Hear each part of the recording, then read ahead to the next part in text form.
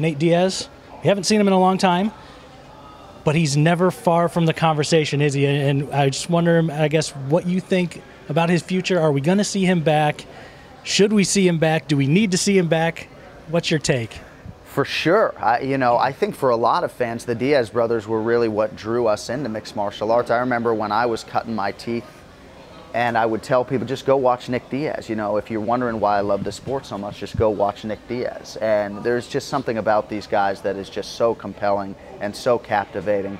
And yeah, I don't even care who Nate Diaz fights. I think obviously he would want that Conor McGregor trilogy fight. I'm just not sure that is going to be his next fight.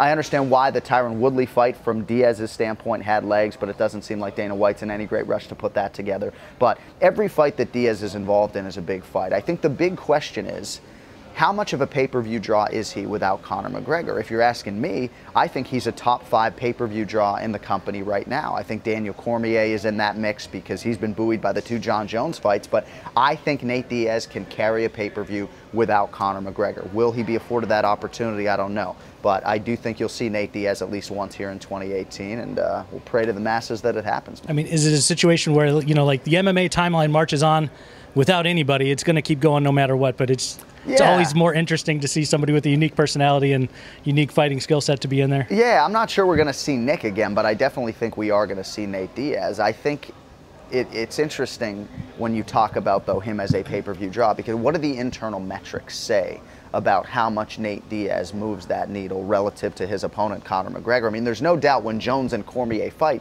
that Jones has been the A side, and he has been more the pay-per-view needle mover than Daniel Cormier has been. But let's not denigrate DC in that equation. I mean, he pushes the needle too. So I think Nate Diaz can carry a pay-per-view and do 400,000 plus pay-per-view buys on his own. I really do, and even in a non-championship situation. So I don't know if my bosses agree, but I'd love to see him be afforded that opportunity.